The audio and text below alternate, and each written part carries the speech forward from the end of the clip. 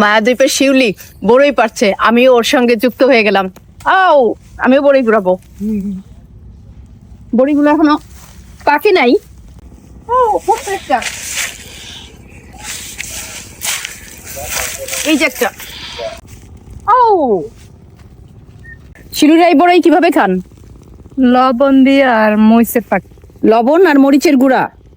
আচ্ছা, পাটায় ছেঁচে ভর্তা করেন না ধনেপাতা কাঁচামরিচ দিয়ে? করি। ওটা খুব মজা হয়, আমরা ছোটবেলায় খেতাম। এটা এটা একটু পেকে লাল হয়ে গেছে। বড়িগুলো এর চাইতে বেশি বড় হয় না? না, হয় এত বড় হয়। আরো বড় হবে। আচ্ছা, আমরা কাঁচাটাই খেয়ে ফেলছি, পেরে ফেলছি। আচ্ছা, এখন একটু খাবো। টক। এই যে গ্রামের সরলতা, যে আমাকে চিনে না জানে না, কিন্তু আমাকে এই যে বড়ই গাছের থেকে বড়ই পেরে খেতে দিল। এবং ওই যে ওই সামনে আরেকটা গাছে বড়ই নাকি বেশি পাকছে, আমার বড়ই খাওয়া দেখে সে আবার ওই গাছ থেকে বড়ই পাড়তে গেছে। দেখে এই গাছের বড়ইগুলো কেমন। ও, এটা একটু বড় না?